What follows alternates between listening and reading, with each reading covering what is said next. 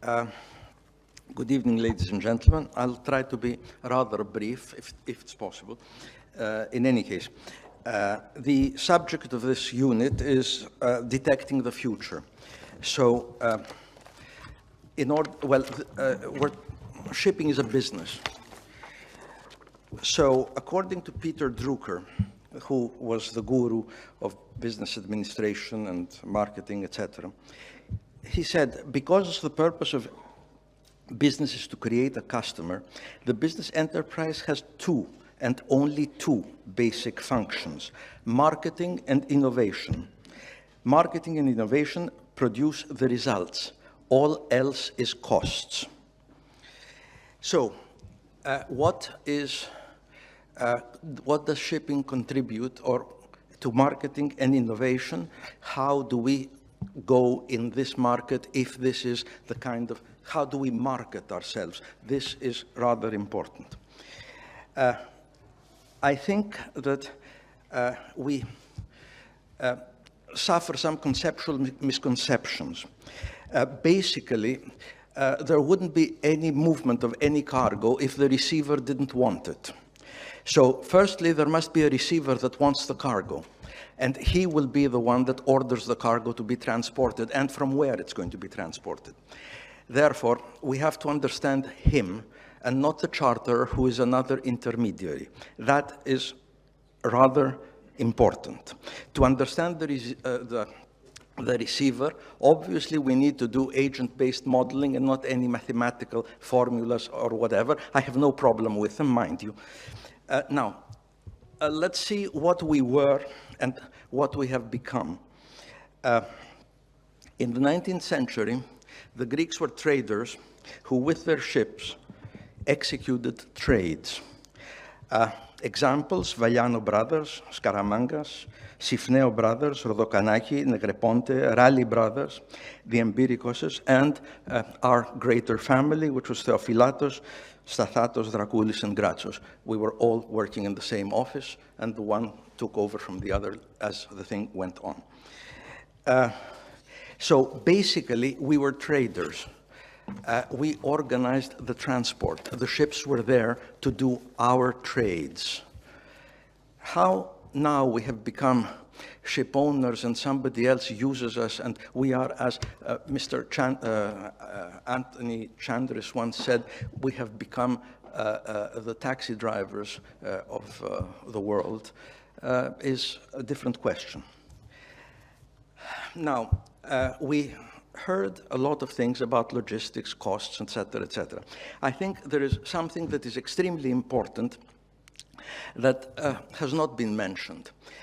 There is a very interesting paper that was made in 2012 by some professors in the United States, and it's a paper put out by the National Bureau of Economic Research of the United States.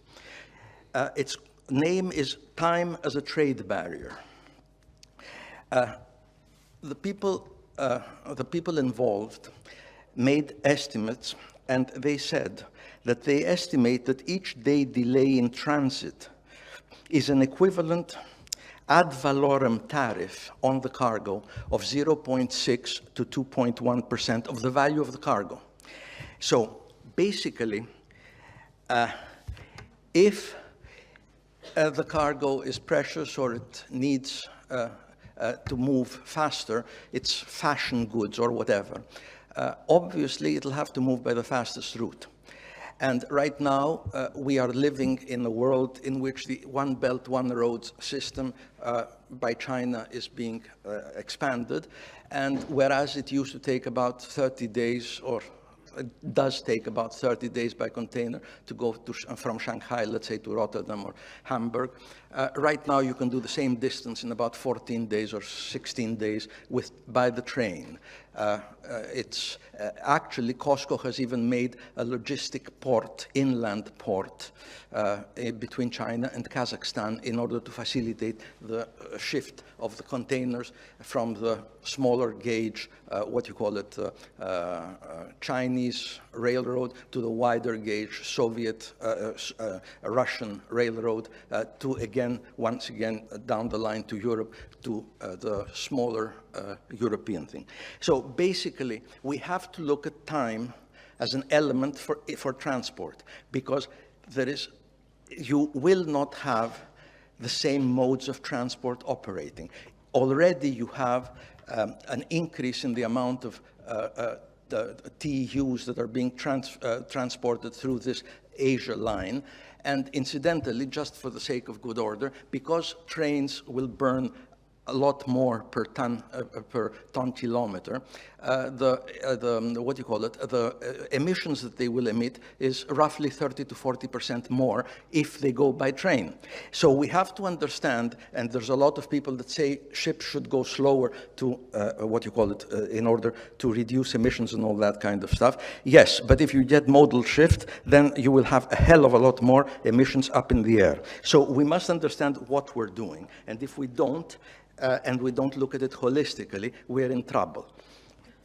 To understand demand, well, it's quite important. People always say, yes, the GDP is going up, is doing this, that, or the other. Yes, the GDP is one metric, but it's not the metric that you can judge all ships from.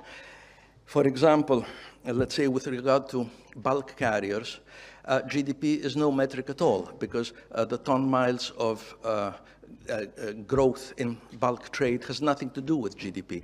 And it has nothing to do with GDP because the economies of any nation have stages of growth. According to Rostow, there are about 5 stages of growth, maybe 6. Traditional society, preconditions to take off when you start having imports of raw materials, take off which you have imports of a hell of a lot of raw materials, drive to maturity which you start becoming a service economy, and the age of high mass consumption. And as long as the way you go into if you go into the services economy, obviously you're creating more GDP from services than what you are from raw materials and all that kind of stuff. Just to make a point, I saw an interesting graph in Bloomberg some time ago. China, in 1978, had about 23% of its GDP being from from consumption. But the GDP from infrastructure was about 50%. Right now, from the graph, it looks as if the Chinese GDP from consumption is about 52%, and the GDP from fixed investments has gone down to 40%. Therefore, obviously, that changes the pattern. Secondly, why this happens? Because it has been observed that people will, after they reach a certain per capita GDP, they will use a lot less per capita. Well, they will not use more per capita energy or steel or things like that, or food for that matter.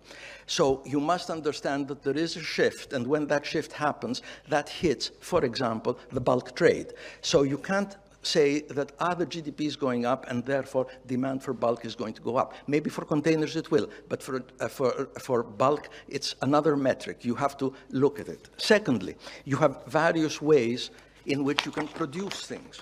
You can produce iron ore through the Bessemer process by using, the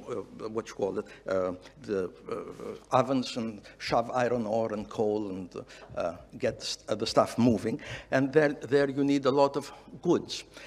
But you can also make it through electric arc furnaces, where you use scrap iron, and you don't import any iron ore, and probably no coal except for what is necessary for to use the thing. So basically, if the processes change, your volume of anything changes. Similarly, every country wants to increase its value added.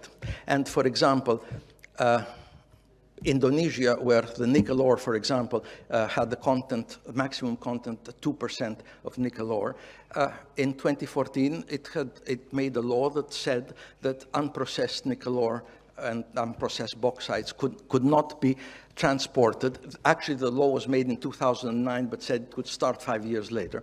So basically, from then onwards, they didn't export any nickel. What did they do? They put smelters. The smelters made either nickel pig iron, which has 13% nickel, therefore cutting the transport by 1/6, or ferronickel, which apparently has 45% nickel, which would be even more reduction in the cargo. So basically, as economies want to get more value added for their raw material, and they build smelters and things like that, obviously the trade will change. The trade demand will change and the volumes will change. So if we can't understand all these concepts, basically we're nowhere. So this is what I wanted to address right now, and then maybe in the questions and answers we can do something better. And I hope, John, I was fast enough.